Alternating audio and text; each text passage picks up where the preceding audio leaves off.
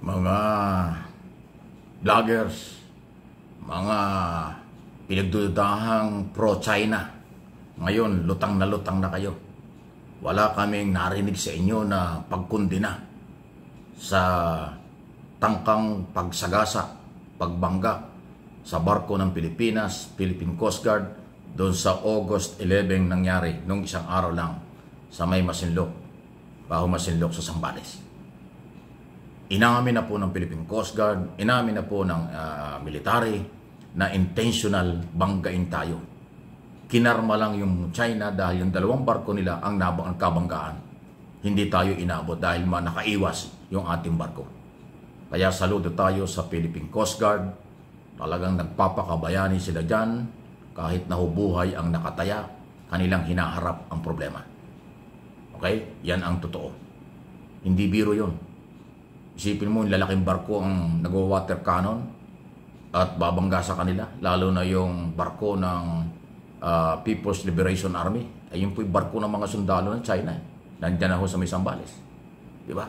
Pero inuulit ko, sa ngayon, wala kang madinig doon sa mga pinagdududahang makapili ng mga Pilipino dahil maka-pro-China sila na matinding bumabatikos sa gobyerno sa ginagawa sa West Philippine Sea.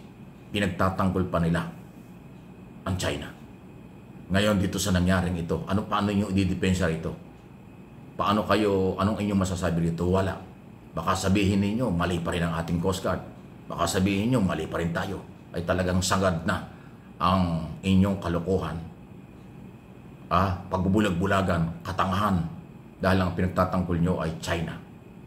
Ayaw ko nang banggitin ko anong grupo, alam na natin yan. Nasa record na ng military at saka po ng Coast Guard ang mga pangalan ng mga vloggers, ng mga Pilipino, media man ito o sa social media o anumang organization pro-China. Identify na kayo. Pero ang matitinong Pilipino na mayroong paninindigan na atin ang West Philippine Sea, ngayon po ay marami silang sinasabi. Kaya nga, napapatunayan natin ngayon, mas marami at dapat lang naman ng mga Pilipino ang sumuporta sa pinaglalaban ng Pilipinas sa isyu ng West Philippine Sea laban sa China. Dahil masyado ng garapal, brutal, mapanganib na. Pataas ng pataas ang level ng mapanganib na galaw ng China, lalo na nga nitong August 11, magtatanghali ng kanilang banggain, intentional, ang barko ng Pilipinas. Imagine natin kung nangyari yon, lulubog yung barko natin sa lalaki ng barko ng China. At pumutok na itong balitang ito sa international community. Nakakita na sa buong mundo dahil lumabas ito sa malaking international network ng radyo at telebisyon, social media sa buong mundo. Ang banggaang yan. Hindi maitago ng China. Although binabaliktad pa rin ng China na kaya daw nagkaroon ng ganyang aksidente o ganyang banggaan, kasalanan pa raw natin. Diyan sa West Philippine Sea. Nakita mo, baliktad na baliktad. Baka yan ang sinasang-ayunan ng mga Pilipinong makapili, Pilipinong traidor, Pilipinong walang pagmamahal sa Pilipinas. Mas pinagmamalasakitan ng China na naaagaw kaysa atin. Huwag na natin paniwalaan yan. Huwag yung tangkilikin ng mga taong makasarili, makapili, nagbubulag-bulagahan, dahil lang galit sa gobyerno, nagbubulag-bulagan, dahil ayaw sa kay Pangulong Marcos. Kalokohan yan. Weather lang yan. Kung sino ang presidente, suportahan natin kung tama ang ginagawa. Pagka mali, di sabihin natin mali. Yun lang naman eh. Hindi naman natin obligasyon sabihin at pagtakpan ang presidente. Lahat ng ginagawa ng Pangulo, pag maganda, sabihin natin. Pag mayroong kapalpakan siya at yung mga tao niya, sasabihin din natin. Yun naman ako kailangan. At yun ang ginagawa ko rito. Di ba? Wala akong obligasyong pagtakpan ng mali. Wala akong obligasyong pagtakpan kahit sino. Basta mali. Pag maganda ang ginagawa, ay di, tulungan natin. Katulad ngayon, maganda ang ginagawa ni Pangulong Marcos kasi naninindigan. Until now, hindi siya papayag makuha sa atin ng China. Paano kaya pag iba na ang presidente? Paano kaya pag ang naging presidente ay pro-China? Mawawala na sa atin ang West Philippine Sea. At hindi lang yan. Baka nga tayo maging probinsya ng China. Yan ang layon nila. Palakasin ng China ang kailang bansa dito sa ASEAN region. Gusto nilang maghari-hari dito sa buong ASEAN, hindi lang Pilipinas. Kasi ang kanilang target nung araw pa maging superpower at kanilang talunin ang Amerika. Ang ASEAN region ay napakalaking market. Kaya yan ang gusto, yan ang target ng China. Magpalakas sila rito. Isa ang Pilipinas. Kasi ang Pilipinas, kaya target nila dahil ang Pilipinas ay pinakamagandang lugar sa ASEAN region. Tayo merong napakaraming isla na pwedeng i-develop. Kayamanan, sa environment, magandang posisyon ng Pilipinas sa buong ASEAN region, yan ang target ng China. Ganon pong katindi. So kaya pag tayo mga Pilipino ay pumayag sa ganyang galawan, yun ang mangyayari. Eh paano na kaya kung pro-China nga ang susunod na presidente, saan tayo pupulutin? Napakaraming mawawala sa atin. Mamamayagpag ang lahat ng illegal dito sa atin na galing sa China. Mamamayagpag ang maraming Chinese na nagpapakilalang Pilipino, fake Pilipino. Babalik ang lahat ng mali. Maaaring bumalik ang Pogo, bumalik ang sindikato ng drugs, bumalik ang lahat ng illegal galing sa China.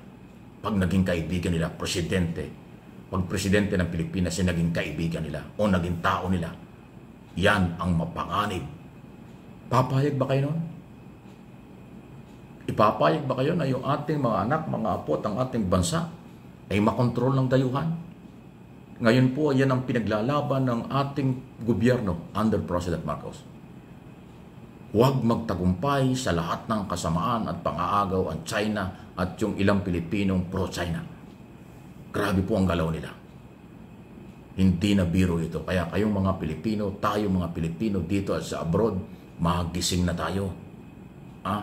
Tulungan po ninyo ang ating pamahalaan. Huwag kayong nagpapapaniwala sa mga makasariling galaw. Dahil pagdating ng araw, pagsisisihan natin, pagsisisihan nyo, kapag tayo ay nasakop, nakuha ng China ang kanilang layunin dito sa Pilipinas. Kasi mula noon, gustong-gusto nilang maging kakampi ay yung presidenteng kaya nilang kontrolin at hawakan sa leeg. Ngayon, si Pangulong Marcos hindi niya kayang hawakan sa leeg. Si Pangulong Marcos at ang ating gobyerno ngayon ay hindi kayang kontrolin ng China. Kaya sila gumagawa ng lahat ng kung anong gusto nilang gawin. Katulad niya ng pangharas sa West Philippine Sea na tumitindi na, hindi ni biro. Yan ang layunin nila. Kaya sinasabi ko ito para may idea kayo, may alam kayo. Susuportahan pa ba ninyo ang mga taong pro-China? Mga galaw na walang tunay na sakripisyo sa ating bayan? Gusto lang nila'y kapangyarihan, pera at koneksyon sa China? Di ba mas maganda yung kaibigan natin ang lahat ng bansa? Walang war, walang kaguluhan, ipaglaban lang ang karapatan, pero hindi nakikipag-away. Dahil tayo mga Pilipino, hindi negosyo ang away. Makadiyos nga ang mga Pilipino. Kailangan merong grupong makasarili, may mga grupong garapal ang galaw. Ngayon, pag sinuportahan pa ninyo sa darating na eleksyon sa 2028 or iba pang mga eleksyon, hindi na ang may kasalanan niya ni gobyerno. Mga tao na, botante na, mamamaya na kapag tinangkilik ang pro-China government, pro-China na mga grupo. Kung sino yan, dapat alam mo na yan ngayon pa lang.